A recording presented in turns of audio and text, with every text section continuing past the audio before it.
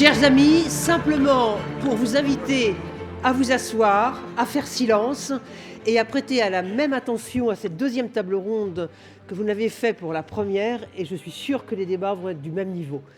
À tout à l'heure.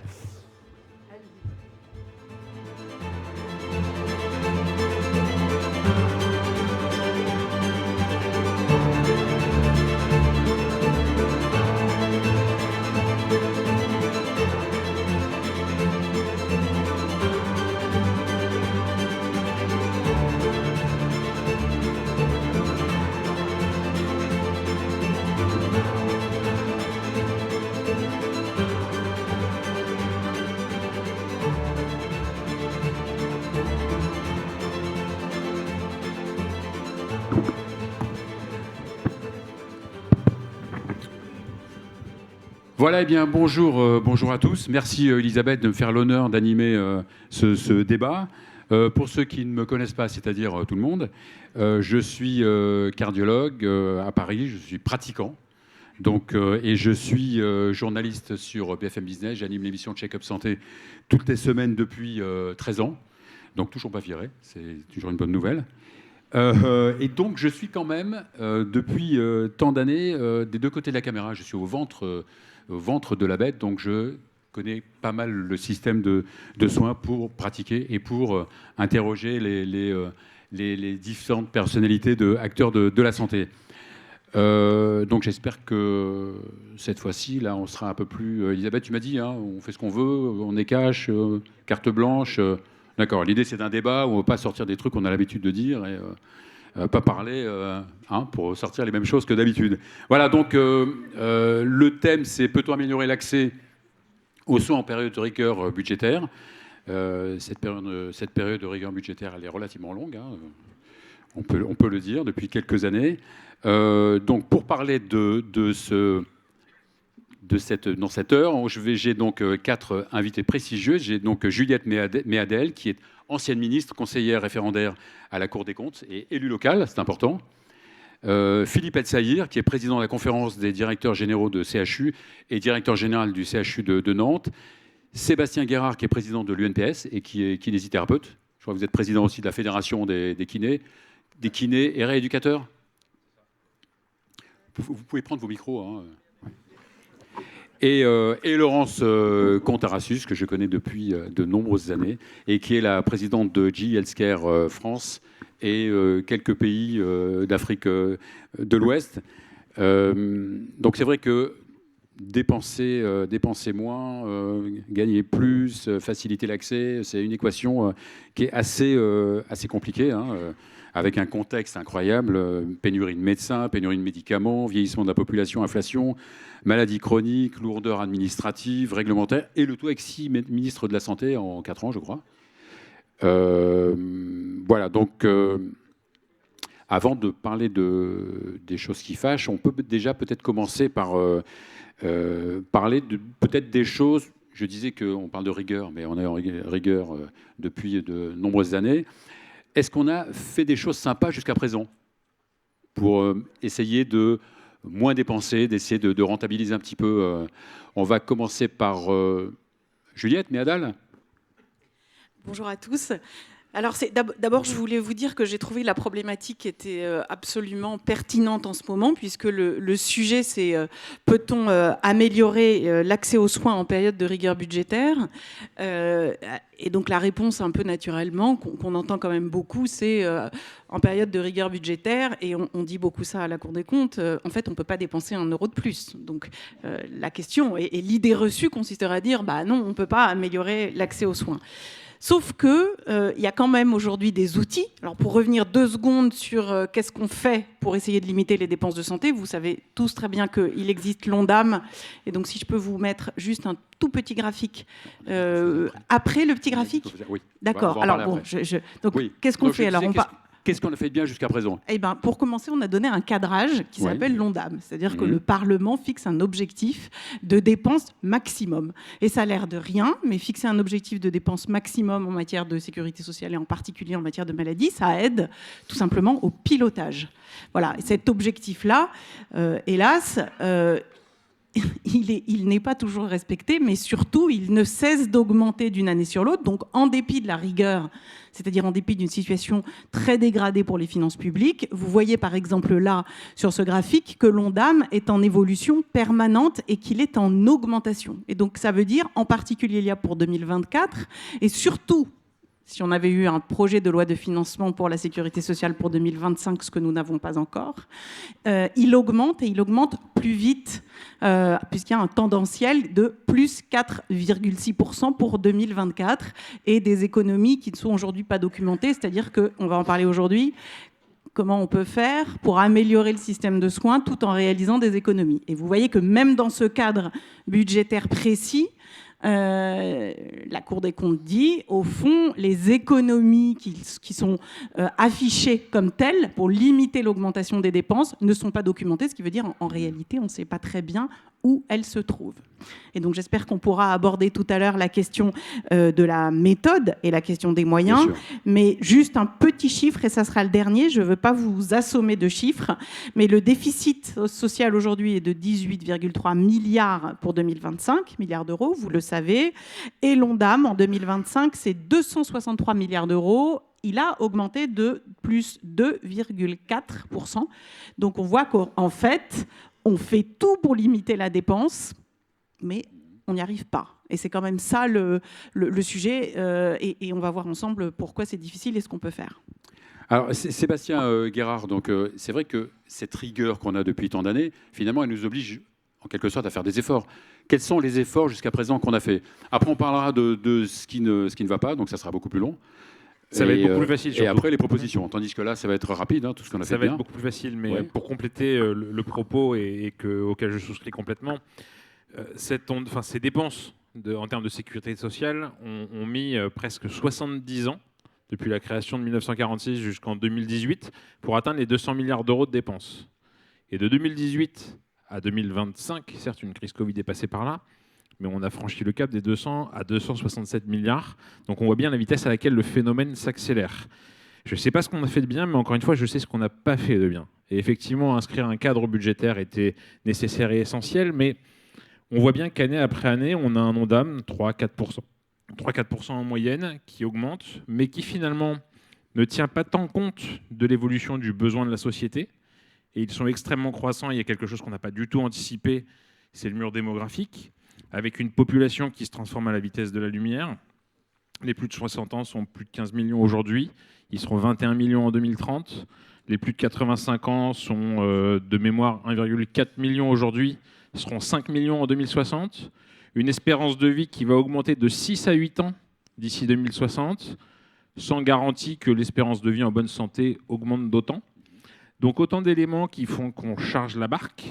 Et dans le même temps, pour contenir ces dépenses, des coups de rabot budgétaires un petit peu non discriminants, c'est-à-dire qu'on ne se soucie pas des problématiques fondamentales que sont notamment la pertinence des soins et comment on décloisonne. C'est-à-dire qu'il y a un certain nombre de questions et de sujets qui sont sur la table on va en parler après, oui. Depuis des années. Comment on franchit ce cap? Comment on le craque? On a quelques éléments de réponse, on en parlera tout à l'heure, probablement. J'ai un doute sur le fait qu'on puisse les craquer dans les 2 ans à venir, vu le contexte politique.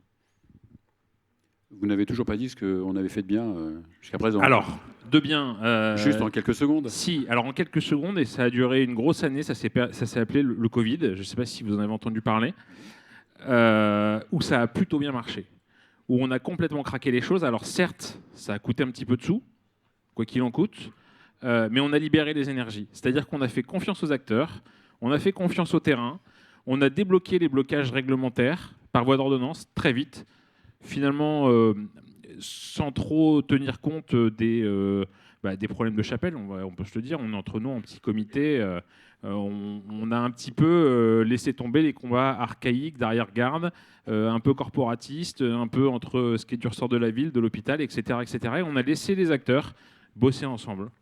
Et ça a plutôt bien marché. Laurence Contarachis, vous êtes présidente de JSK et vous êtes surtout aussi présidente du CITEM. Oui, je crois que tu avais oublié. Mais non, je n'ai pas oublié. Syndicat national de l'industrie des technologies médicales, donc les dispositifs médicaux.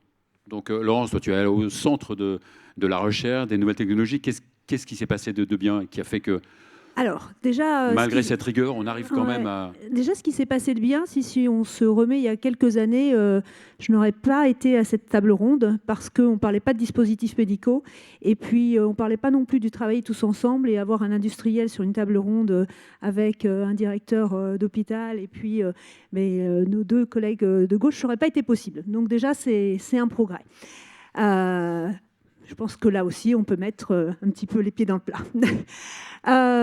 Ensuite, qu'est-ce qu'on a fait de bien quand même? Je pense qu'on a tous des personnes. Alors moi, j'ai eu la chance de travailler que dans le dispositif médical, et j'estime que c'est un cadeau, parce que le dispositif médical, c'est quand même un cadeau pour l'ensemble des patients. Et s'il n'y avait pas toutes ces innovations, eh bien, on ne prendrait pas en charge tous les patients qui peuvent être nos amis, la famille et toutes les personnes qu'on connaît. Donc ça aussi, c'est quelque chose de fabuleux. Dans les choses, je pense qu'on a fait très bien toutes ces innovations et on a quand même été capable de les mettre sur le marché. Quand on opérait des tas de patients en chirurgie cardiaque et qu'on nous ouvrait d'en bas jusqu'en haut et que maintenant on fait des valves percutanées, je ne pense pas qu'on puisse dire que c'est pas bien. Alors oui, on a mis très longtemps à prendre en charge, je sais pas, les capteurs pour les patients diabétiques, mais ça aussi, on l'a quand même fait de bien. Donc, alors oui, on fait quand même des choses bien. Ça, je pense que c'est vraiment la chose la plus importante. Donc, on peut essayer de voir que les choses négatives. Il y a des choses positives. Et dans les choses positives, c'est qu'il y a des réelles innovations qui permettent l'accélération et un meilleur accès aux soins. Là, j'ai parlé des produits, mais on oublie aussi de rappeler que ces dispositifs médicaux, donc ces solutions, en fait, eh bien, elles permettent aussi de s'organiser différemment. Ça, on ne le fait peut-être pas assez bien, on va pouvoir revenir dessus. Mais on a aussi énormément progressé en termes d'ambulatoire, par exemple. Et je pense donc, que générer des économies de santé. Donc, générer des économies de santé. Et puis, il y a les économies, et puis il y a aussi ce que ça apporte aux patients. Et moins souffrir, ne pas être opéré de tout le corps quand on peut faire du mini-invasif. Donc oui, il y a plein de choses qu'on a fait bien. On pourra revenir dessus. Philippe Assayir, donc vous représentez un petit peu l'hospitalisation en public. Rassurez-moi, il y a eu quand même 2-3 choses de pas mal, non, ces dernières années? Oui, mais moi je suis d'accord avec la dernière intervenante. Je pense qu'il ne faut pas qu'on sombre dans un court-termisme ou même dans des postures. Ça a été dit, on a un pays qui doit être fier de ce qu'il a fait pendant le Covid. Ça, c'est important. On a soigné les gens, on les a mis dans les TGV, enfin, on s'est réorganisé 8 fois. Il y a eu 8 vagues de Covid, je rappelle. Donc, et puis, deuxièmement, et ça a été dit, et ça c'est un message qui est très compliqué à faire passer dans notre société catastrophiste, c'est que on a préservé un système de santé solidaire qui a mis au service de tous le progrès médical, qui est fulgurant. En face de moi, j'ai le président de l'INCa. On a des traitements d'immunothérapie à 300 400 000, 1 million d'euros, 2 millions d'euros parfois pour les enfants. Ces traitements, dès lors que le patient en a besoin, dès lors que les indications sont posées, on les délivre sur présentation d'une carte vitale, pas d'une carte bancaire. Bon. Donc il ne faut jamais, sur la cardiologie, on pourrait en parler tous les deux, en 30 ans, progrès considérable. Donc voilà, il ne faut pas jamais qu'on oublie que notre système est un trésor et que jusqu'à présent, on l'a préservé. Alors, si je vais plus loin sur les aspects budgétaires, ils ne sont pas tabous. D'abord, le Ségur a été une excellente chose. Je rappelle, parce que c'est facile de faire le procès après coup, mais enfin... au moment ce sont les choses qui vont pas bien. Non, c'est les choses qui vont bien. Le Ségur a été une très bonne chose, très bien. Ouais. Pourquoi? Parce qu'au moment du Ségur, on a les infirmières les plus mal payées d'Europe. C'est ça la réalité. Et avant le Ségur, nous n'arrivons plus à recruter d'infirmières. L'histoire, elle est celle-là. On ne peut pas la réécrire à l'envers. Alors pour autant, est-ce que les dépenses de santé des établissements de santé, moi c'est ce que je connais le mieux, ont explosé? Ben non. Ben non, elles sont toujours... Enfin d'abord, on a toujours des dépenses de santé à 11-12% du PIB. On n'est pas passé à 14 ou à 15. C'est pas vrai, ça. Et d'autre part, sur les 10 dernières années et les 15 dernières années, et ça c'est la politique du rabot, c'est le deuxième point, la réalité, c'est que la dépense des établissements de santé est passée de 50% à 42%. Bon. Donc on ne peut pas dire que les pouvoirs publics ont été inactifs sur la maîtrise de la défense, c'est faux. C'est faux. Et d'autre part, on n'a pas non plus sacrifié notre système, on a un système dont on doit encore être fier, il me semble. Et si je peux me permettre, Fabien, aussi, alors on l'a dit, oui, il y a aussi plus de dépenses, mais c'est aussi parce que les gens vivent plus âgés. Et ça, c'est quand même quelque chose de bien. On est tous contents d'avoir nos parents, nos grands-parents qui vivent de façon de plus en plus âgée. Alors il y a la problématique de la qualité de vie quand on vit de plus âgé, mais ils vivent quand même plus âgés. Voilà. Bien sûr. Donc c'est on va donner la parole à Juliette Ménard, mais c'est vrai que cette économie, ces coûts de santé, il ne faut pas que ça altère la gestion, la gestion des patients, évidemment, de la santé des patients. Juliette Ménard, vous vouliez faire avant, on va parler maintenant des choses qui fâchent, on en a pour 2-3 heures. Vous vouliez faire un petit point sur un état des lieux sur l'assurance maladie ? Non, à vrai dire, vous nous avez demandé de réfléchir aux solutions pour améliorer l'accès aux soins en rigueur budgétaire. Et donc, j'étais plutôt sur qu'est-ce qu'on peut faire pour faire mieux sans dépenser plus. Et je suis persuadée qu'il y a plein de choses à faire aujourd'hui, y compris des réformes du reste. Et c'est des réformes qu'on appelle les réformes de régulation, qui consistent au fond à faire baisser les facteurs de risque des grandes pathologies. Puisqu'on sait aujourd'hui que ce soit le cancer, le diabète, les AVC, toutes ces grandes pathologies sont pour une large partie évitables si on maîtrise les facteurs de risque. Et donc quand on parle facteurs de risque, on parle de tabac, d'alcool, de drogue, de sédentarité, d'alimentation de mauvaise qualité. Et les médecins, les scientifiques, l'INSERM, toute une série d'études montrent de façon très précise que diminuer la consommation de tabac, d'alcool, d'alimentation de mauvaise qualité et favoriser le sport permet d'éviter une très large partie des grandes pathologies qui constituent 80% en tout cas des morts évitables. Donc je voulais, mais peut-être, je ne sais pas comment vous voulez qu'on organise les choses, mais je voulais revenir sur ce sujet parce que par exemple, si vous dites, comme on a eu l'occasion de le dire à la Cour des comptes, prenons l'exemple de l'obésité. Si vous dites sur l'obésité, on va faire comme font certains pays, diminuer le taux de sel dans le pain ou travailler avec les industriels pour faire baisser les seuils de sucre et de sel et de gras et travailler par exemple avec le Nutri-Score pour améliorer la qualité nutritionnelle, vous avez un impact clair et net sur l'obésité et donc sur ces maladies-là. Même chose sur la publicité pour les produits sucrés. Donc, il y a une foultitude d'exemples et je ne veux pas en parler trop longtemps, mais ce que je voulais dire ici, c'est que quand on parle de limiter la dépense et d'améliorer l'accès aux soins, il y a plein de réformes mais ça, qui peuvent être faites, faites, des propositions qu'on va, mais qui ne sont pas, qu'on va détailler un peu plus tard. qui ne dégradent pas l'accès aux soins ni le quotidien des professionnels de santé. C'est ce que je voulais dire. C'est Sébastien Guérard, finalement, qu'est-ce qui cloche ? Pourquoi on se plaint tous ? Pourquoi on a l'impression que rien ou peu de choses marchent, franchement ? Non, je pense qu'il ne faut pas, je partage ce qui a été dit, il ne faut pas non plus tomber dans la sinistrose absolue, mais il faut quand même être vigilant et je pense qu'on atteint les limites du seuil du pacte social qu'on tisse entre la population et les soignants que nous sommes. Pourquoi je dis ça ? Parce qu'aujourd'hui, c'est de plus en plus compliqué d'avoir accès aux soins, et partout. Et ça généralise vraiment sur tout le territoire et c'est de plus en plus prégnant. Donc ça, c'est un risque majeur dont il faut vraiment qu'il y ait une prise de conscience collective et qui doit être, je dirais, le socle de la réorganisation des soins. Donc on s'est saisi de la chose. Aujourd'hui, on voit bien qu'on s'appuie énormément sur les initiatives locales, territoriales. On a réussi à mailler presque l'ensemble du territoire de ces PTS qui sont déjà un espace de réflexion et de dialogue. Mais on ne va pas assez vite. 2, on a du mal à complètement décloisonner. Et je le dis parce que ça fait 30 ans qu'on parle de décloisonnement entre la ville et l'hôpital. Alors certes, l'HAD a été, je dirais, une des voies de passage de décloisonnement, enfin il me semble. Je ne veux pas, Elisabeth le dira mieux que moi, mais c'est un prémisse, c'est quelque chose qui a été lancé. Mais je pense qu'il faut aller beaucoup plus loin. Et pour aller beaucoup plus loin, il faut institutionnaliser les rapports entre les différents acteurs. Aujourd'hui, il n'y a aucun espace de dialogue entre le secteur libéral et le secteur hospitalier. Oui. Et ce n'est pas possible. Il faut qu'on avance sur ce sujet-là. Autre sujet qu'il faut prendre en considération, c'est toutes ces organisations en silo. On vient de parler de la ville et de l'hôpital. C'est très vrai dans le secteur libéral sur l'organisation de nos conventions, ce qui nous lie à l'assurance maladie. On a un accord cadre interprofessionnel, 3 accords conventionnels interpro qui régissent les MSP, les CPTS, les centres de santé. On repaye de la coordination dans les accords monopro de chacune des 12 professions conventionnées, sans aucune transversalité. Il faut casser ce silo. Le numérique, le Ségur s'en est emparé. Pour autant, aujourd'hui, est-ce que l'ensemble des outils métiers sont interopérables entre les acteurs du soin de ville, entre les acteurs hospitaliers ? Non.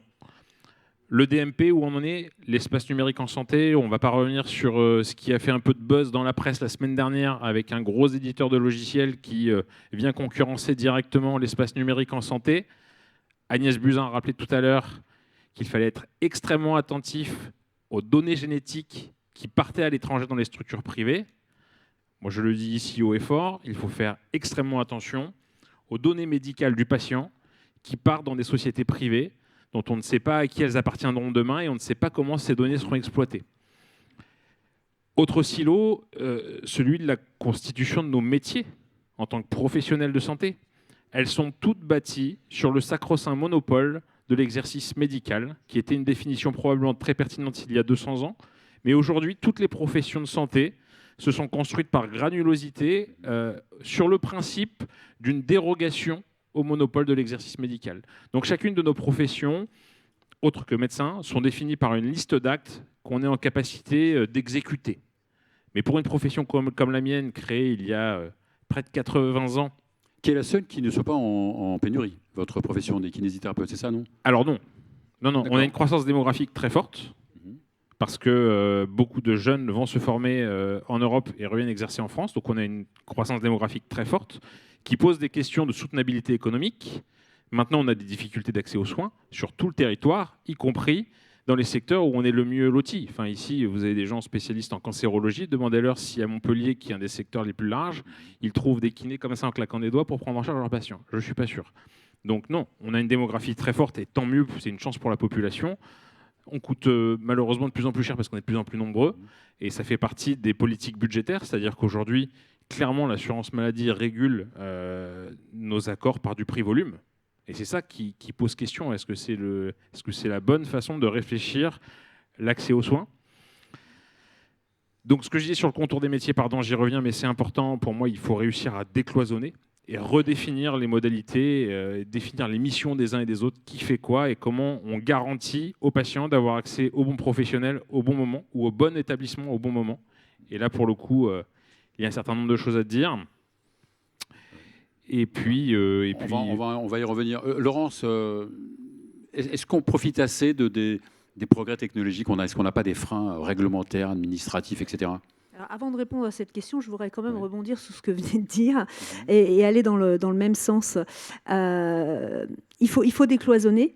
C'est pour ça que je disais que j'étais contente qu'on soit sur cette table ronde. Et puis, il faut arrêter de trouver des boucs émissaires où il n'y a pas de bouc émissaire. Ça fait comme 2 réunions, par exemple, où je fais, où la CNAM a tendance à dire qu'il n'y a que les industriels qui sont responsables, en fait, de toutes les problématiques de notre monde.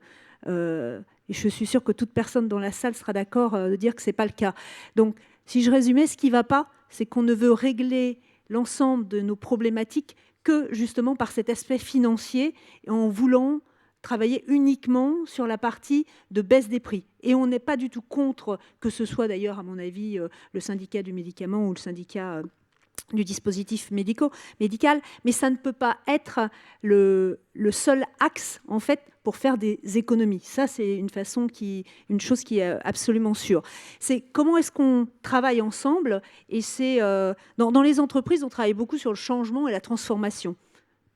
Ce qu'on peut dire de plein de façons différentes, comment est-ce qu'on casse les silos. Il y a un moment, c'est comment on se met justement autour de la table pour vraiment adresser les vraies problématiques. Oui, les personnes, elles vivent de plus en plus vieilles, et c'est bien, c'est une bonne chose.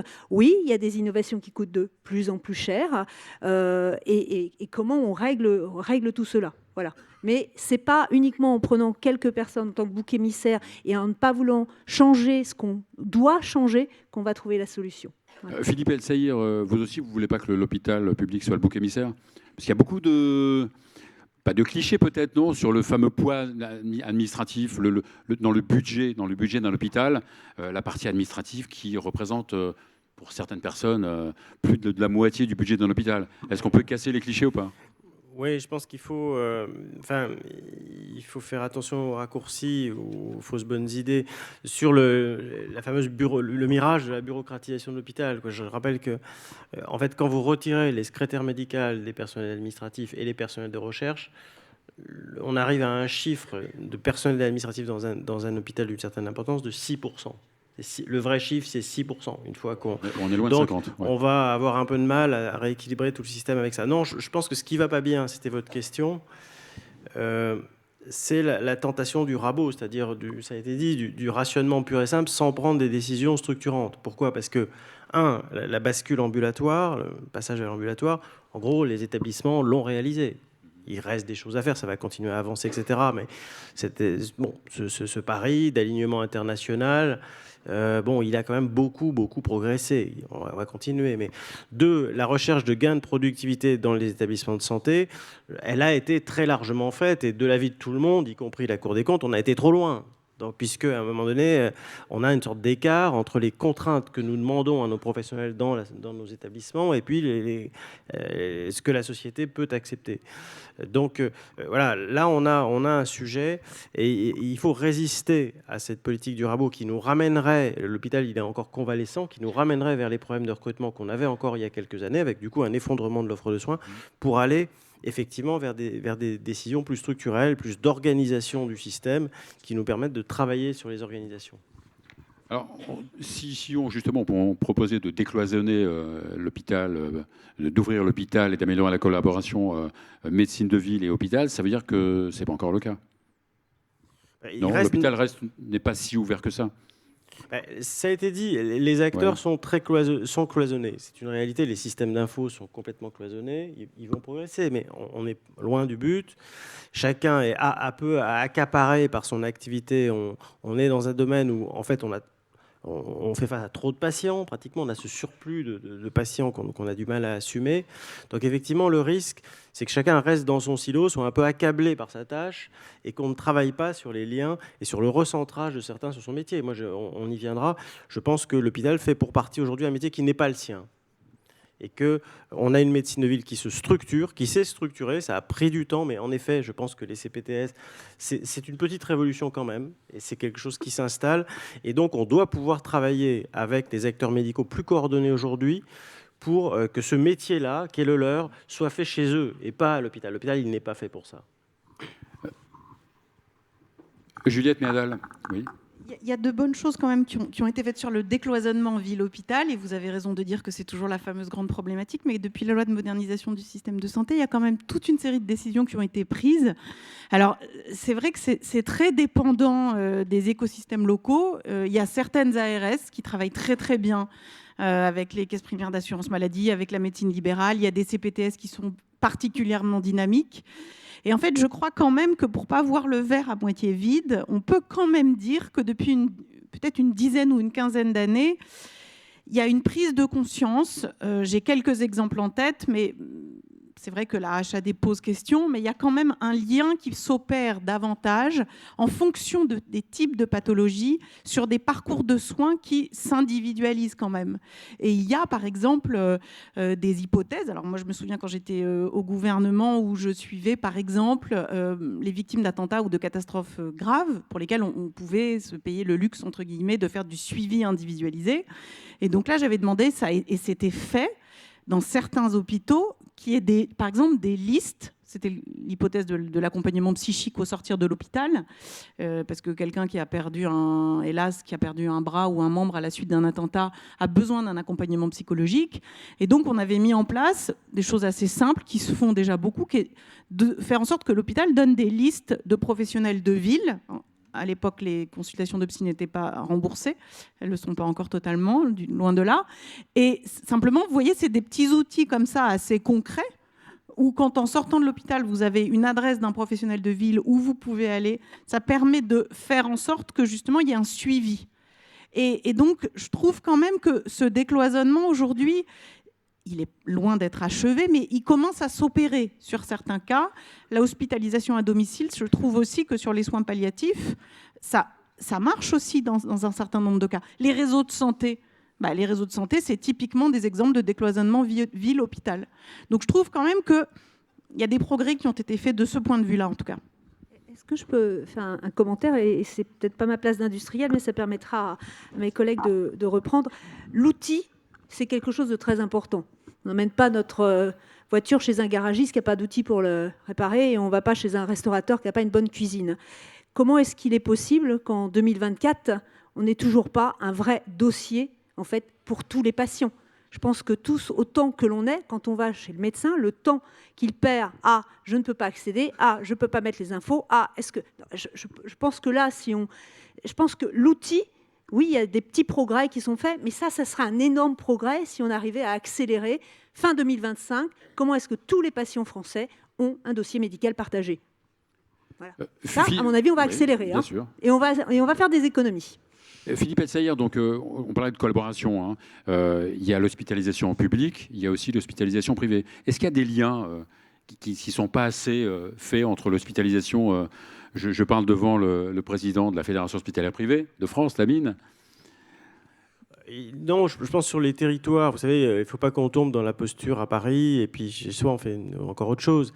Sur les territoires, en fait, il y a quand même des coopérations importantes, des professionnels qui se déplacent d'un établissement à un autre, des expertises, souvent des relations qui sont bonnes, en fait, hein, parce qu'à la fin, c'est des individus. Oui, mais ça ne suffit pas d'avoir des relations bonnes, il faut avoir des vraies relations, des collaborations étroites. Des vrais partenariats. Ouais. Enfin, moi, je pense qu'il ne faut pas caricaturer la relation qu'on vit dans les territoires. Moi, je suis en position sur un territoire. Je peux vous dire qu'il y a plein de relations dans tous les sens, avec les cliniques, avec les CLCC, avec les libéraux, avec les CPTS. Il y a des choses qui marchent parfois pas bien dans telle discipline, tel domaine, mais on ne peut pas dresser un portrait apocalyptique. Après, sur la question que vous posez, qui est plus large, je vais essayer d'y répondre. Moi, je pense qu'en effet, il y a beaucoup de choses à faire, en fait. Repositionner chacun sur son métier, j'ai déjà dit, j'y reviens pas, c'est le sujet de l'hôpital pour le métier qui est celui de l'hôpital, et je pense que subrepticement, ça s'est étalé, c'est un peu l'histoire de nos carrières. Sur 20 ans, l'hôpital est un peu devenu la voiture balai de tout le système, et ça, c'est pas bien. Ce n'est bien pour personne, ni pour les professionnels, ni pour la collectivité, ni pour les patients. Il y a les nouveaux métiers paramédicaux. Les IPA en sont une illustration. Et ça, on ne peut pas être dans le paradoxe complet. On ne peut pas dire nos professionnels sont au bord du burn-out, mais en même temps, il faut ne pas confier des responsabilités à des gens qui le souhaitent, qu'on peut former, ça existe à l'étranger, etc. Troisièmement, sur les groupements hospitaliers de territoire, ça a quand même été une révolution, parce que moi, quand j'ai commencé dans le métier, les médecins étaient attachés à un établissement. Aujourd'hui, le fait d'exercer dans plusieurs endroits d'un département est passé. Ça a pris 10 ans, mais c'est passé. Ça, on voit qu'on a probablement une espèce de deuxième étape des groupements hospitaliers de territoire à faire. On est au bout d'un cycle. Et puis enfin, ça a été dit à la table ronde précédente, je crois, si on veut faire face au mur du vieillissement, à cette espèce de pic du vieillissement qui va correspondre au moment où la génération d'après-guerre, du baby-boom, va arriver à l'âge de la grande dépendance. Si on veut que ce vieillissement important, il ne termine pas dans le sanitaire, et ce serait une catastrophe pour les comptes publics et pour les professionnels et probablement pour les patients, c'est un peu dur à dire, parce qu'ils viendraient dans le désordre, enfin, vous imaginez un peu ce que ça peut donner. En réalité, il faut s'intéresser au sujet du domicile. Et moi, je pense que... Et là, on a un sujet. Vous savez qu'en post-Covid, par exemple, le service à domicile, je ne suis pas sur l'HAD, je suis sur vraiment le service le plus basique. Hein. Le service à domicile n'arrive plus à recruter. Enfin, n'arrive plus, je suis excessif, mais il y a environ 20 à 30% des places qui sont fermées parce que c'est pas assez attractif, il y a des problèmes de convention collective, des choses comme ça. Donc moi, je pense que le vrai modèle économique sur lequel il faut travailler aujourd'hui pour faire face dans de bonnes conditions au vieillissement, c'est le modèle économique du domicile. Ce n'est pas la 42e réforme du financement de l'hôpital. On a fait le tour de ces trucs-là et on aboutira toujours à la même chose. Alors, une fois que j'ai dit ça, c'est pas un incantatoire. La question, on a une question de méthode. Je pense que nous, qui sommes des représentants professionnels, enfin d'organisations professionnelles, de collectifs professionnels, il faut qu'on crée les conditions de la décision politique. Je pense que si on s'imagine que le pouvoir politique, seul dans son coin, un matin, va pouvoir prendre des décisions de ce type, c'est assez peu probable. Donc ça veut dire qu'il va falloir qu'on prenne notre part de courage et qu'on assume en fait des évolutions d'organisation. Sans les politiques, vous dites ? Avant les politiques, de façon à créer les conditions, à un moment donné, d'une décision politique. Et si on veut qu'il y ait des programmes santé avec un peu de consistance en 2027, ce qui est quand même assez rare, hein, il faut qu'on avance sur ces sujets et qu'on soit force de proposition et qu'on assume le fait qu'il faille bouger dans un certain nombre de domaines. Peut-être juste parce qu'on a fait quelque chose d'assez intéressant dans le cadre du SNITEM, justement. On a fait des propositions qui vont dans le même sens, en fait, entre autres par rapport au rapport IGAS. Et dans les solutions, il y a des solutions assez simples, par exemple. Le développement de l'ambulatoire sur tout ce qui est protège de hanche et protège de genoux. 240 millions d'euros. Ce serait pas mal si on pouvait y arriver. On a aussi tout ce qui est l'amélioration de la prise en charge des plaies chroniques, donc là aussi qui concerne directement. Donc là, on est à 82 millions d'euros. Je vois devant, ça va vous servir. Mais il y a aussi tout ce qui est PPC. On parle beaucoup de PPC. Il y a beaucoup de gens qui ont des PPC. Alors, on pourrait se dire, en tant qu'industriel, c'est peut-être pas notre rôle, mais il y a d'autres produits comme les orthèses avancées mandibulaires qui pourraient être utilisées. Donc, je pense qu'il y a plein de propositions comme ça que l'on peut faire. Et puis, il y en a une qui va rejoindre exactement votre point, Monsieur El-Saïr, c'est comment est-ce qu'on utilise le numérique, je veux dire, au service d'une meilleure organisation et du coup aussi au service de la capacité à passer des budgets en fait d'un silo à un autre silo, pour reprendre votre point tout à l'heure. Et ça, il faut agir vite, il ne faut pas attendre 10 ans. Sébastien Guérard, vous parliez de collaboration, collaboration entre... vous vous occupez des professionnels de santé. On parlait d'hospitalocentrisme, on peut parler de médicocentrisme. D'ailleurs, vous vous en plaignez un petit peu. Est-ce que l'économie passe pas par la délégation de tâches, par le partage de pouvoir ? Alors moi, j'aime pas trop le terme délégation de tâches. Terminologie délégation de tâches. Pour moi, il faut redéfinir les missions de chacun. Et qu'est-ce qui est de la mission propre du médecin, du pharmacien, de l'infirmier, du kiné, et qu'est-ce qui est de la compétence partagée. Et une compétence, ça s'acquiert. Donc pour moi, derrière, il y a une garantie formation qui doit être au rendez-vous. La deuxième chose, c'est comment on communique mieux les uns avec les autres. L'UNPS porte une expérimentation poussée par l'assurance maladie qui sera l'équipe de soins coordonnée avec le patient et qui est comment, à travers un outil numérique, on va pouvoir créer, formaliser, matérialiser une coordination renforcée autour de la problématique singulière d'un individu. C'est l'exemple de l'ESCAP. C'est l'exemple de l'ESCAP, c'est l'équipe de soins coordonnée avec le patient, qu'il soit d'ailleurs à son domicile, en hospitalisation à domicile, et qu'il ait l'habitude, pourquoi pas, de faire des allers-retours en secteur hospitalier ou qu'il vive en EHPAD. C'est une des premières marches pour essayer de décloisonner le système. Donc, redéfinition des missions, des professionnels, redéfinition des missions entre le secteur libéral, le secteur hospitalier, le qui fait quoi, ce qui a été très justement dit, comment on prend collectivement nos responsabilités et comment on institutionnalise nos rapports et comment on fait, et c'est ce qui a été proposé là, du domicile du patient le premier hôpital de France, parce que c'est ça le sujet. Nos anciens veulent vieillir chez eux et veulent vieillir en bonne santé le plus longtemps possible, et c'est maintenant que ça se passe. Et puis dernier point, et ça n'a pas été évoqué, c'est qui paye quoi ? Est-ce que le système aujourd'hui assurantiel tel qu'il existe a encore du sens au regard de ce qui se dresse face à nous et qui est la gestion du mur de la dépendance ? Est-ce qu'il ne faut pas re-questionner en profondeur qu'est-ce qui est du ressort de l'assurance maladie obligatoire ? Qu'est-ce qui est du ressort des complémentaires ? Et encore une fois, qui paye quoi ? Et en ce qui concerne l'assurance obligatoire, comment on gère le risque ? La Cour des comptes a un mot à dire là-dessus ? Je ne m'exprime pas du tout au nom de la Cour des comptes. Je ne suis pas le premier président de la Cour des comptes. Mais je veux m'exprimer à la fois en tant que responsable public et effectivement forte de ce que j'ai pu apprendre ces dernières années en enquêtant. Moi, j'avais deux grandes remarques quand même à faire. Je trouve que la question de l'accès aux soins, et vous aviez raison de dire qu'il y a la nécessité quand même de mobiliser tous les acteurs du soin, mais pas seulement les acteurs du soin, il y a aussi la population. Et la meilleure manière d'éviter à la fois la pression sur le système de soins, d'éviter l'engorgement des urgences, d'éviter l'augmentation de la demande, pour parler en termes économiques, qui pèse sur les budgets, eh ben, la meilleure manière, c'est quand même d'essayer d'éviter les maladies. Et pour éviter les maladies, la question de la prévention primaire et secondaire est l'un, je trouve, des impensés des pouvoirs publics, puisque vous parliez des pouvoirs publics tout à l'heure, mais peut-être aussi finalement de la population qui n'est pas assez éduquée, qui n'est pas assez mobilisée. Et le premier des outils pour mobiliser la population, c'est évidemment les professionnels de santé qui peuvent jouer le rôle. Il y a maintenant les consultations de prévention, mais qui peuvent quand même jouer le rôle d'éclairage des patients. Et puis, il y a la prévention secondaire que nous permettent les bons outils de dépistage, mais il y a aussi la prévention primaire et il y a surtout le rôle de l'éducation. On ne parle pas assez en France, contrairement aux pays du Nord, du rôle de l'éducation nationale dans la prévention des pathologies dès l'enfance et dès l'adolescence et des programmes de santé que nous devrions pouvoir développer beaucoup plus à l'école. Bien se nourrir, ne pas fumer, ne pas se droguer. C'est-à-dire qu'il y a quand même assez peu de campagnes sur les impacts catastrophiques de la consommation de drogue. Alors j'entends que certains veulent dépénaliser le cannabis, mais on est quand même très très loin de cette immense mobilisation qui du reste a été mise en œuvre par exemple au Danemark sur la consommation de drogue, ou même en Angleterre sur la consommation de l'alcool et de la cigarette avec des prix uniques, en Écosse pour la consommation d'alcool.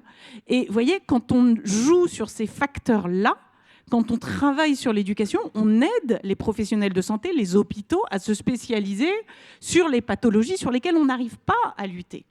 Et précisément, et c'est mon deuxième point, on peut à ce moment-là mieux travailler sur la question du 5e risque, qui est au fond le grand âge, parce que là aussi, c'est un impensé des pouvoirs publics. La question du grand âge, il y a Orpea, évidemment, on se l'est pris en pleine face.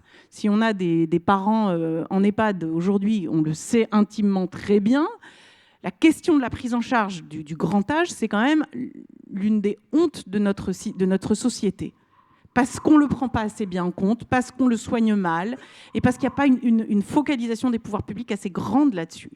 Et là, par exemple, c'est là que l'intérêt général a toute sa place. On pourrait imaginer qu'on fasse mieux piloter la dépense publique, soit avec la CNSA, soit avec d'autres, autour de quelques objectifs. Mieux soigner le grand âge, mieux accompagner, anticiper, prendre en charge l'Alzheimer à la maison, mais pas seulement à la maison, parce que c'est très compliqué, l'aide à domicile, vous l'avez dit tout à l'heure. L'aide à domicile, ça mobilise aussi les collectivités locales, ça mobilise de la formation d'un personnel aujourd'hui qui n'est pas formé. Les EHPAD ne forment pas assez bien les aides-soignantes. Il y aurait de grandes réformes à mettre en place, pas cher. De ce point de vue-là, je vous renvoie au rapport de la Cour des comptes sur les soins palliatifs, en formant mieux le personnel à domicile. Bref, donc moi je pense qu'il y a une mobilisation à mettre en œuvre, qui est une mobilisation de société, et cette mobilisation-là, elle n'est pas très chère. C'est une question de volonté politique. Philippe Elsaïr, pardon pour compléter, mais comment on éduque la population à comment on utilise le système de santé? Parce que c'est une vraie question en fait. Le patient qui se pointe aux urgences parce qu'il a la goutte au nez, enfin, c'est pas du tout l'objet premier. Et tout à l'heure, vous souleviez la question de l'hospitalocentrisme et du médicocentrisme. Pour moi, ce ne sont pas des gros mots. C'est juste comment on réaffecte à chacun son rôle propre. Et pour en finir avec la notion de médicocentrisme tout à l'heure, c'est dans une société où il y a une pénurie forte de médecins généralistes notamment. À partir du moment où il y a un goulot d'étranglement sur la porte d'entrée dans le système de santé, c'est tout le système de santé qui déraille. C'est les hôpitaux qui explosent parce qu'ils n'ont pas accès à un médecin généraliste. Alors quelle la demande du patient, ce n'est pas nécessairement d'avoir accès à un médecin à un instant T, c'est avoir accès à un professionnel de santé pour répondre à sa problématique. Et un certain nombre d'acteurs autour pourraient prendre ce relais. Ça a déjà été le cas avec les pharmaciens qui se sont upgradés, mais je pense que ça pourrait être le cas pour un certain nombre d'autres professions, dont les infirmiers, dont les kinésithérapeutes, etc. etc. Philippe Elsaïr, il y a deux populations qui pourraient engendrer des économies. La première, ce sont les étudiants. Est-ce que l'économie passe par la formation des étudiants professionnels de santé? C'est-à-dire? Est-ce qu'on enseigne l'économie? Est-ce qu'on enseigne la gestion à la fac de médecine? Déjà, je crois qu'il faut plus d'étudiants déjà. Pardon? Non, je crois. Il faut des étudiants. Enfin, moi, oui. Ouais, Non. Une grande partie de. Enfin, on serait pas là en train de discuter probablement de l'accès aux soins si on n'avait pas pris les décisions qui ont été prises sur le numerus clausus, sur le rationnement, sur l'idée que le professionnel de soins était à l'origine de la dépense. Parce qu'aujourd'hui, on a la dépense sans le professionnel. C'est ça la réalité. Donc, je pense que cette idée que c'est en asséchant l'université française qu'on va résoudre nos problèmes et les étudiants est une fausse idée. Je pense complètement, me semble-t-il, complètement fausse. Au contraire, on a besoin de former des jeunes, on a besoin de bien les former, peut-être, sans doute, à l'économie de la santé, mais à des tas de choses. Et on en a besoin en nombre parce qu'on sait très bien aujourd'hui qu'il faut 2 voire 3 professionnels nouveaux pour remplacer quelqu'un qui exerce depuis 40 ans. Donc on a des évolutions sociétales aussi qui sont très lourdes et qui aggravent un peu la situation en réalité.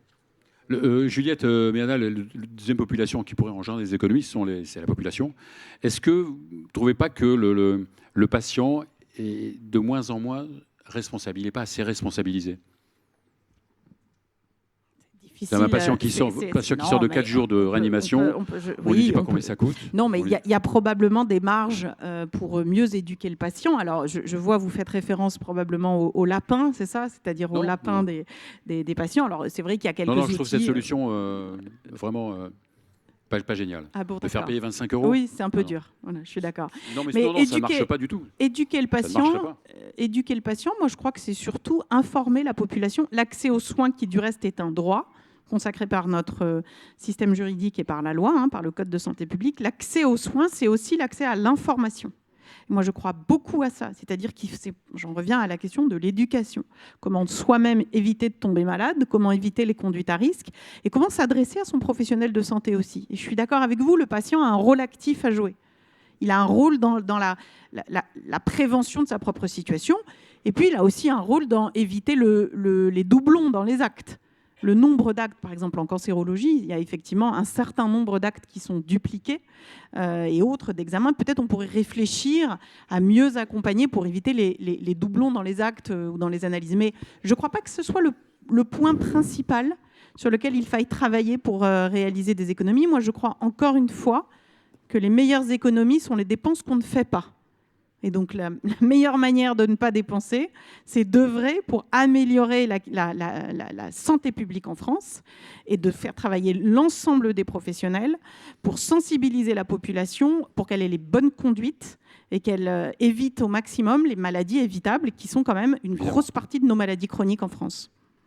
C'est bien ce que je peux. Alors, je suis tout à fait d'accord avec vous, Juliette, sur le fait qu'il faudrait communiquer. Déjà, mais alors la prévention, oui. Et je pense que le risque de travailler sur la prévention, si on n'a pas réglé aussi d'autres problématiques en amont plus structurelles, je pense que c'est un risque parce qu'on ne va pas régler la base.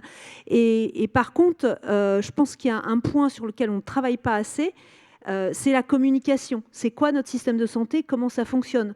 Et la plupart des gens ne savent pas ce que c'est le public, le privé, par exemple. Et alors moi, j'ai été personnellement très choquée d'affiches en ce moment qui sont dans tout le métro, sur le traitement, en fait, je crois que c'est le PREF, ça vous coûte 0 € le médicament contre le sida, en fait. Non, ça ne coûte pas 0 €, c'est pas vrai. Vous allez avoir accès à ce médicament et ça ne vous coûtera pas à vous. Je pense qu'il y a des erreurs fondamentales. Il y a des erreurs fondamentales dans notre pays où il faudrait réexpliquer les choses pour peut-être ça ait des impacts. Parce qu'en effet, le risque de travailler sur la prévention, c'est si les gens ne comprennent pas le pourquoi, ça risque de ne pas fonctionner. Donc ça, je pense que c'est un autre point. Philippe Essayer, est-ce que quand les patients sortent de l'hôpital, ils savent combien ils ont coûté à la société? Toujours pas. Et c'est ça, vrai que c'est un point important. C'est déplorable. C'est vrai que c'est pas une bonne chose, même si on était capable de le faire à grande masse, à grande louche, quoi, finalement en ordre de grandeur, on devrait être capable de dire j'ai passé 4 jours, 15 jours en réanimation, ça coûte tant, en effet. Moi, j'ai une petite nuance. Je pense que... Alors, évidemment, moi, je m'exprime comme hospitalier, mais je pense que sur le bon usage de notre système, on a un sujet. Il y a une pédagogie, en effet, à faire, et probablement qu'il faut qu'on la fasse ensemble. Il faut que les professionnels, là aussi, s'y collent. Il ne faut pas tout attendre du politique. Mais à partir du moment où on a une médecine de ville qui se structure, on l'a dit, les CPTS, à partir du moment où on a les services d'accueil aux urgences qui se généralisent, ils seront bientôt généralisés, c'est-à-dire des libéraux dans les services d'urgence pour répondre au téléphone, aux gens qui appellent, etc. À un moment donné, je pense que l'accès aux urgences va devoir évoluer. Je pense que la question d'appeler, d'ailleurs, les gens seront pour. À partir du moment où on va tenir un discours clair aux gens en leur disant écoutez, appelez le 15, on va essayer de vous trouver le rendez-vous adapté. À un moment donné, les gens ne sont pas demandeurs d'aller passer 8 heures sous un néon aux urgences, vous savez. C'est une vue de l'esprit. Et cet objet précieux qu'est l'hôpital ne doit pas être la réponse universelle. Ce n'est pas respectueux des dépenses publiques. Bon, il y a une dizaine d'années, la Cour des comptes avait évalué que le passage aux urgences coûtait 1 000 €. C'était il y a 10 ou 15 ans, je ne sais combien il coûte aujourd'hui. C'est 2 ou 3 000 €, une fois qu'on a fait tous les examens, les équipes en 3-8, etc. Ce n'est pas respectueux des professionnels et à la fin, ce n'est pas respectueux du patient non plus parce qu'il est pris en charge dans des conditions dégradées. Donc là, il y a, en dépit du fait que la santé est un droit en France, je pense qu'on doit pouvoir travailler sur le bon usage du système et la pédagogie. La deuxième chose, c'est le respect des professionnels et également des professionnels libéraux. Moi, j'ai des professionnels libéraux qui me renvoient, quand on discute avec eux, j'en ai dans ma propre famille, bien sûr, qui nous renvoient le fait que le patient est de moins en moins respectueux, quand même. Et ça indépendamment des rendez-vous, hein, du fait de venir ou pas, dans son attitude, dans sa manière de se comporter. Et ça veut dire qu'on a une banalisation du professionnel de santé par rapport à ce qu'on a connu, nous, il y a un certain temps. Et ce n'est pas une bonne chose. Et je crois qu'il faut, là aussi, qu'on fasse œuvre de pédagogie, qu'on prenne notre part et qu'on réexplique tout ça. Quand on appelle le SAS, je prends cet exemple tout bête. Quand on téléphone, on appelle le 15, donc on dit, voilà, écoutez, j'ai besoin d'un rendez-vous, on se retrouve avec un médecin libéral qui va chercher avec les CPTS la bonne solution. Est-ce que c'est le lendemain matin? Est-ce que c'est à ce moment-là, mais à 5 km? Souvent, il faut attendre 10 minutes pour avoir la réponse, 15 minutes pour avoir la réponse. Oui, mais on n'est pas en face d'un opérateur de chez Free qui vous propose un abonnement téléphonique. On a accès à un médecin. L'accès à un médecin, ça peut prendre 10-15 minutes, oui. Donc, il faut que ce type d'évidence, on les rappelle et qu'on ne soit pas unique. Je crois qu'on a ce rôle de pédagogie un peu courageux aussi à assumer, parce qu'en effet, on est dans une société qui se digitalise, qui fonctionne sur l'instantanéité, et on ne va pas pouvoir, nous, offreurs de soins, être aspirés dans cette instantanéité, on ne sait pas faire. Donc un petit mot de conclusion tous les trois. Juliette ? Très rapide. La conclusion, c'est de dire qu'on est quand même en France, on est quand même très très fiers de notre système de santé. Est-ce qu'on peut dire à nos patients d'aller voir à l'étranger pour comprendre leur bonheur? Non, franchement non. Ouais. Je pense que moi, d'abord j'entends la fierté quand même des patients, puis j'entends aussi celle des médecins qui me disent mais on est heureux de pouvoir se dire que même si quelqu'un ne peut pas payer, on va quand même pouvoir le soigner si elle est à l'article de la mort. Et je trouve que ça c'est quand même une grande fierté. Et je trouve que c'est ce qui fait que c'est un sujet passionnant, c'est que je trouve que c'est l'un des services publics où l'on trouve le plus de dévouement, d'amour de l'intérêt général. Et c'est quand même une très grande fierté. Voilà, c'est ce que je voulais vous dire. Sébastien Guérard, des prescriptions médicales par les kinés autorisées? Non, enfin, je crois que c'est pas le sujet. Effectivement, c'en est un, mais c'est pas le seul et je suis pas là pour ça. Donc, je passe sur ce coup-là. Mais moi, je partage notre système de santé. Vraiment, c'est un trésor. C'est un trésor national. Je ne sais pas si on peut s'exonérer encore pendant plus de 2 ans avant d'attendre la prochaine réforme. Vraiment. Et je pense que nous, acteurs, mais collectivement, hein, du soin et de la santé, on se doit de prendre ses responsabilités et de porter une parole forte auprès des pouvoirs publics pour changer la donne et pour la changer vite, parce que je ne suis pas sûr qu'on s'en remette en attendant 2 ans et demi comme ça, parce que qu'est-ce qui va se passer en fait si on ne bouge pas, quand on voit le poids de la dette, quand on voit les milliards qu'il va falloir emprunter pour la financer, cette dette, et quand on voit la loi spéciale qui va arriver sur la table de l'Assemblée nationale lundi après-midi pour savoir combien la cause va pouvoir emprunter sans vraiment savoir dans quel cadre législatif on va les dépenser en 2025. Mais il va falloir aller chercher de l'argent quelque part. Et ce quelque part, c'est chez de grands opérateurs financiers. Et eux, ils ne vont pas forcément venir là pour faire que du quali. Oui, vous parlez de financiarisation. Ça, c'est un autre débat. Laurence ? Moi, ça fait plus de 30 ans que je travaille dans le dispositif médical et j'ai une grande fierté que ce dispositif médical il soit très structurant justement pour notre système de soins. J'ai une grande fierté que ce soit pour les ingénieurs, pour les chercheurs, pour trouver des solutions. Et je pense qu'il y a quelque chose qui nous manque. J'ai fait souvent appel et je ferai appel. C'est le courage. Je reprends votre point. C'est le courage de faire les choses différemment. C'est le courage de dire. C'est le courage de travailler ensemble. Et ça, je pense que c'est ce qui nous manque. Et je rejoins M. El Saïr. Il ne faut certainement pas attendre nos politiques pour faire nos propositions et pour les porter. Philippe ?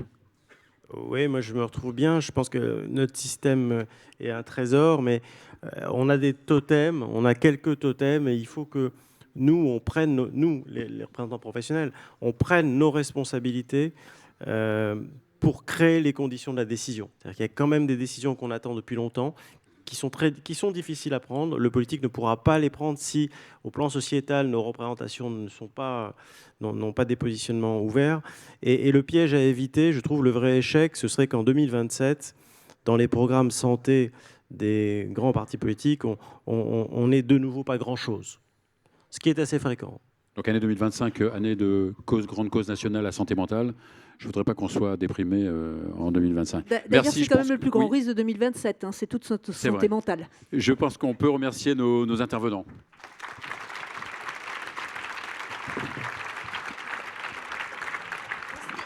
Restez là, parce qu'il y aura les questions, mais on fait parler Yannick, parce que Yannick doit partir à 45. Il doit partir à 17h45, parce qu'il a un train.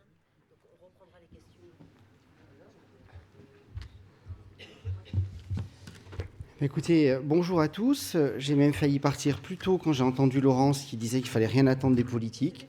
Je me suis dit, bon, je vais y aller tout de suite. En fait, comme ça, je ne raterai pas mon TGV.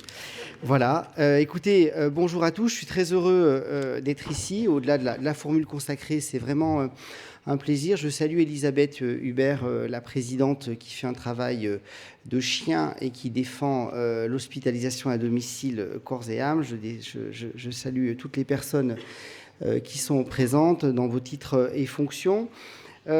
J'ai beaucoup de choses à vous dire dans pas beaucoup de temps. Je peux rester très rapporteur général. Je peux aussi m'éloigner un petit peu de mon discours. Bon, on va peut-être tout de suite aller dans le contexte.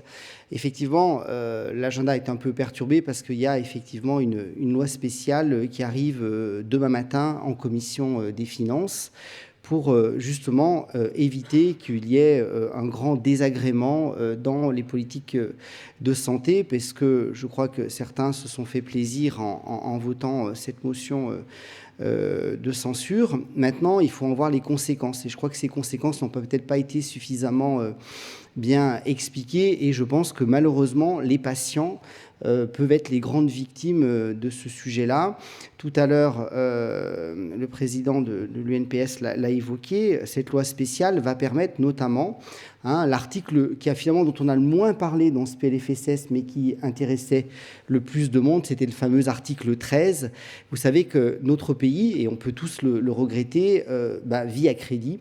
330 milliards d'euros sont prévus d'être empruntés sur les marchés financiers en 2025, et dans ces 330 milliards, il y a un certain nombre d'autorisations qu'on doit donner à nos ACOS, nos agences centrales d'organisation de sécurité sociale, qui sont quoi? Qui sont l'ex-URSSAF, pour parler clairement, que tout le monde connaît, qui financent, après avoir colligé les cotisations salariales patronales et avoir reçu un peu de CSG, de CRDS, paye quoi? Paye les remboursements des soins aux patients. Donc il ne s'agit même plus d'évoquer le niveau de remboursement, il s'agit de pouvoir les payer. Pour cela, il faut que la caisse soit remplie. Donc il faut autoriser les organismes à aller sur les marchés financiers. Il faut autoriser le paiement des retraites. Là aussi, on n'est même plus dans la discussion de savoir si elles seront revalorisées ou pas. Il faut qu'il y ait de l'argent pour pouvoir financer. Pareil sur les politiques familiales, pareil sur les financements des hôpitaux, dont je ne rappellerai pas au président de la Conf des DG que le budget des hôpitaux dépend à 93% du PLFSS. Donc voilà pourquoi il y aura cette loi spéciale pour éviter les accidents, les incidents de paiement, et que finalement les plus faibles au bout de la chaîne, les malades, les personnes âgées, les personnes retraitées, ne subissent pas ça de pleine face. Voilà, donc on peut quand même le regretter, d'autant plus que il y avait quand même une commission mixte paritaire, et que quand effectivement on dit aux politiques entendez-vous, on s'était entendu Sénat et Assemblée nationale pour un texte qui n'était pas le grand soir, je l'entends complètement, mais qui permettait au moins de façon raisonnable de faire face aux trous de la sécurité sociale. Donc 18 milliards pour cette année, entre 16 et 18 milliards, on n'est plus à 2 milliards près, mais qui sera possiblement entre 28 et 30 milliards si rien n'est fait l'année prochaine. Ce n'est pas de l'argent magique, tout ça sera naturellement à rembourser un jour, pèsera sur les marchés financiers, puisque vous n'avez pas vraiment envie de prêter à un pays qui a un trou de sécurité sociale de 30 milliards. Voilà. Pour autant, tout ça, ne nous éloignons pas de nos vrais sujets. Les besoins restent identiques. Le vieillissement de la population est toujours là. Les affections chroniques, les besoins de professionnels de santé, que ce soit dans le public, dans le privé, en ville, à l'hôpital, restent là, avec un vieillissement de la population qui reste important. Alors, sur ces grands budgets de la sécurité sociale, pourquoi ça, c'est déficitaire? Qu'est-ce qui fait qu'on soit déficitaire?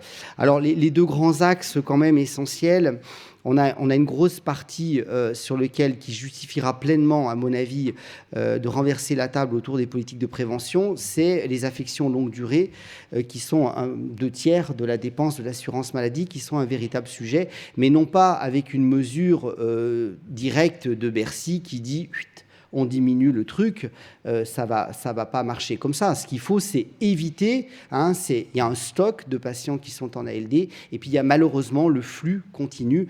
J'ai une pathologie, je suis cardiologue dans la vraie vie, on voit bien que hypertension artérielle, cholestérol, dyslipidémie, tabac, si on arrive à limiter ça, c'est tant d'AVC en moins, tant d'infarctus en moins.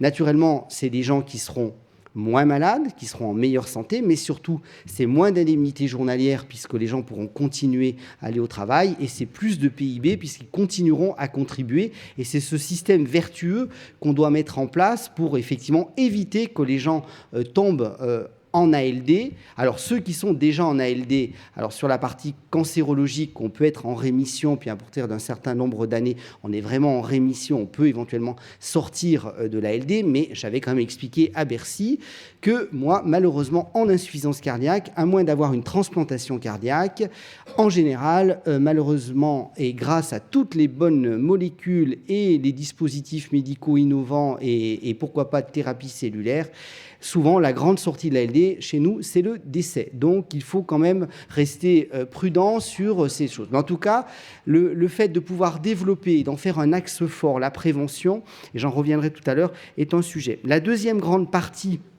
des dépenses et d'explication du déficit, c'est la retraite, notamment des collectivités locales et des agents de la fonction publique. Là, la fameuse Caisse nationale de retraite des agents des collectivités locales, la CNRACL, qui est un gros trou, qui fuit beaucoup, puisqu'il va fuir à peu près à hauteur de 10 milliards par an dès 2030. Donc c'est quand même un volume important. Donc il faut aussi, c'est un système qui a su à un temps contribuer sur d'autres systèmes. Voilà. Maintenant, il y a plus de bénéficiaires que de cotisants. Pas besoin d'avoir fait de grandes études de mathématiques pour bien comprendre qu'il va falloir aussi permettre de le réformer. Donc, que l'on puisse inscrire ça dans le budget de la sécurité sociale ne me posait pas de problème, dans le sens que ça venait en compétition, et ça avait été un de ma façon d'agir en tant que rapporteur général au niveau de la commission des affaires sociales, ce qui était une première, puisque j'avais rejeté l'ONDAM en commission, puisque globalement, sur la progression de l'ONDAM hospitalier, il y avait 1,1 milliard qui était neutralisé en compétition directe avec le soin pour justement payer les cotisations retraite. Et je pense qu'il faut faire les deux.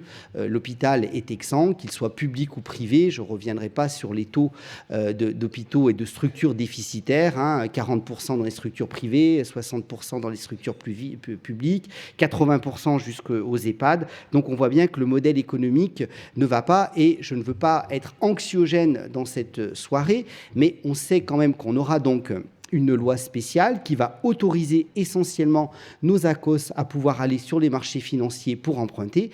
Mais pour l'instant, nous n'avons pas d'ONDAM, nous n'avons pas d'objectif national de dépenses d'assurance maladie. Et donc, quel que soit le Premier ministre qui peut-être va sortir d'ici quelques heures ou demain, et quel que soit le gouvernement avant ou après la bûche de Noël, il va falloir faire un PLFSS, parce que ce n'est pas possible. Ne racontons pas d'histoire, disons la vérité aux Français, disons la vérité aux patients, aux professionnels de santé. Ça n'existe pas, l'absence de budget, ça ne peut pas fonctionner. Donc il faut en trouver un transitoire qui convienne, mais il va bien falloir que nous ayons un budget. Donc nous allons reprendre nos travaux en janvier. J'espère qu'on pourra continuer d'y mettre la simplification et la flexibilité, que globalement, plus je vous rencontre et plus je l'entends et plus vous le demandez. Et je crois que ça sera quelque chose. L'HAD est un excellent modèle. Excellent modèle. Pourquoi ? Parce que 7% de l'hospitalisation, mais 1% des dépenses. Donc on voit bien le rendement de la mesure, si on veut être dans un discours économique, et puis sur une nécessité de pouvoir aller vers, de pouvoir maintenir à domicile. Donc moi, je ferai tout naturellement pour faire de cette hospitalisation, de cet aller vers, des schémas d'aménagement de territoire qui sont quand même grandement importants. Et je crois beaucoup à la volonté territoriale, aux acteurs locaux, pour pouvoir quelque part s'organiser, et je parlerai beaucoup de territoire, pour pouvoir provoquer, organiser ces petites unités primaires de soins entre des consultations, de la biologie, de la radiologie, de justement revaloriser ce Z, ce B sur l'aspect territorial, sinon on les pousse intrinsèquement vers la financiarisation, parce que si on ne tient pas compte des coûts réels, ce n'est pas vivable économiquement, et il faut que les acteurs vivent économiquement. Ce n'est pas un gros mot quand on est une structure de pouvoir vivre de son activité, parce que c'est créateur d'activité, créateur de richesse, ça paye des charges, ça crée de l'emploi. Il faut vraiment voir ça dans sa complétude. Donc je n'irai pas vers ces discours stériles de lutte publique-privée, mais il faut tenir compte aussi de tous les accompagnants du domicile, notamment le transport. Supprimer un bon de transport en pleine métropole, comme j'exerce à Grenoble, où il y a le tramway en bas de l'escalator de l'hôpital, ça n'a pas le même impact que dans ma circonscription, à 50 km, quand vous n'avez pas de transport en commun. Et souvent, le transport de la sécurité sociale est surtout un moyen, souvent, de pallier le défaut d'aménagement de territoire et d'aménagement de transport, qui ne sont pas forcément des compétences de la sécurité sociale, mais le non-accès au transport pour de la chimiothérapie, de la radiothérapie ou de la dialyse, eh bien, le non-accès au transport est synonyme de non-accès aux soins. Donc faisons attention dans ces économies, là aussi, qui pensent être un peu rapides. Sinon, il y avait des avancées intéressantes dans ce PLFSS que je souhaite que nous puissions poursuivre et que j'espère nous pourrons réinscrire, notamment sur toute la partie gynécologique sur les sujets âgés et handicapés, les dispositifs handigynécaux. Il y avait de grosses campagnes de vaccination en élargissant le spectre, notamment avec toutes les discussions avec l'Académie de médecine, notamment sur le méningocoque, qu'on couplerait avec le papillomavirus.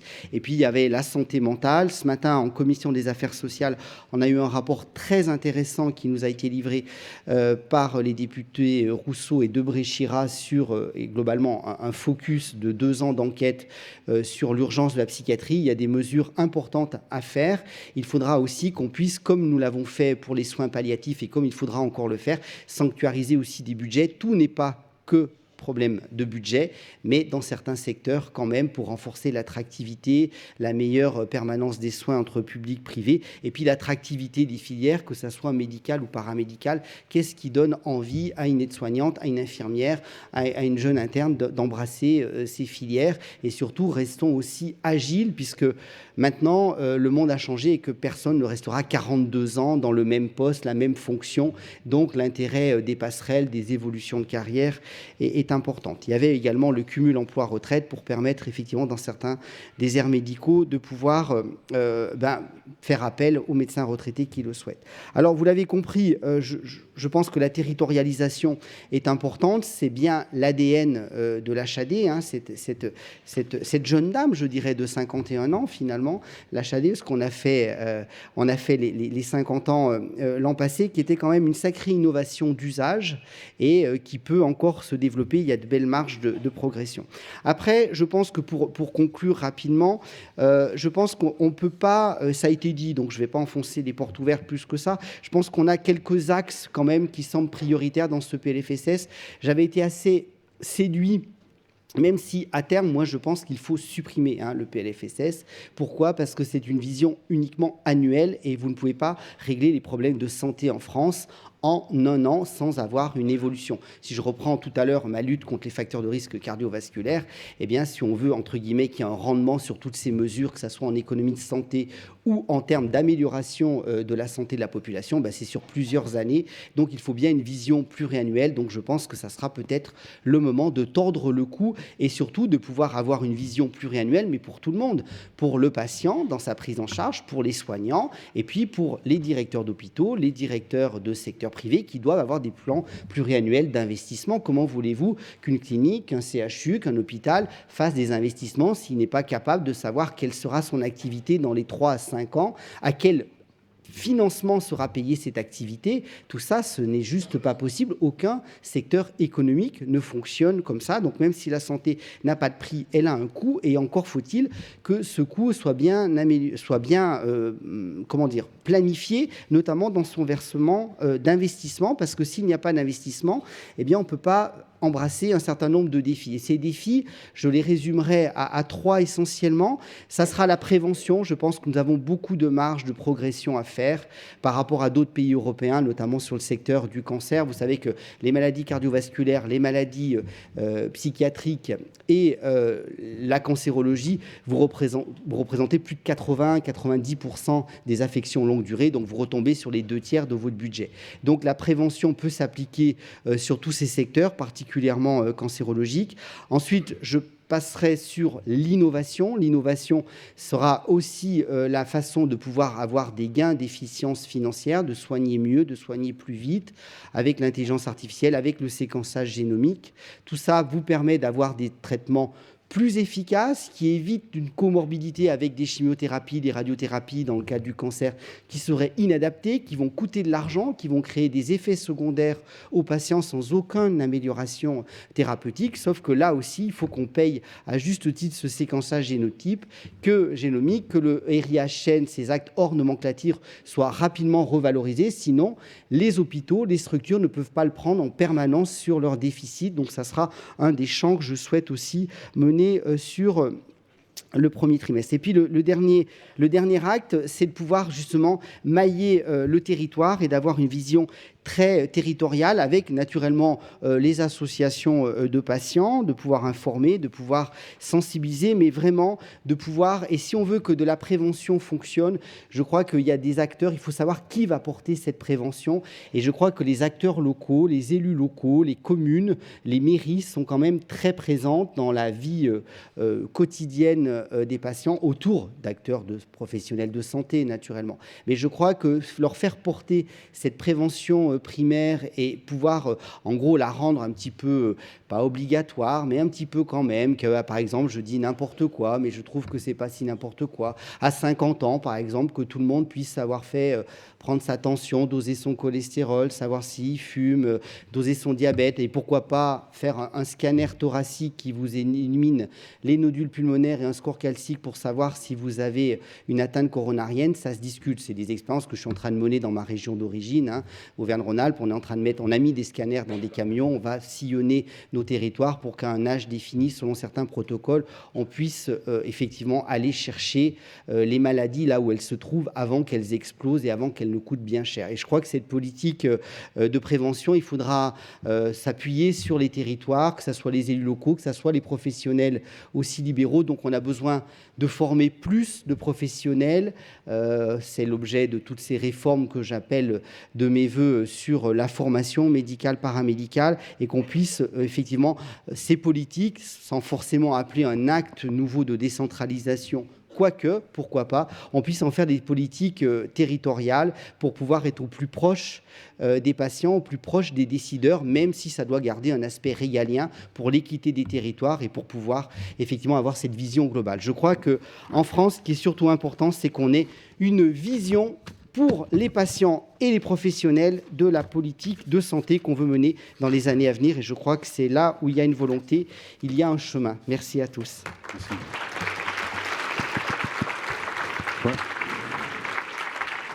Donc voilà un bon résumé de ce qu'on a dit pendant 1 heure. Merci. Est-ce qu'il y a un train de nuit pour l'Isère ?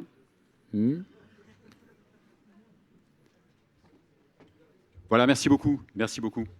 Mais je pense qu'on peut applaudir oui, je crois qu'il y a personnes qui sont... Non, mais on peut applaudir les intervenants déjà d'être venus. Merci beaucoup. Voilà. Je vous remercie beaucoup. Alors, on va laisser la place au prochain intervenant, puisqu'il s'agira de Stéphane Pardou, qui est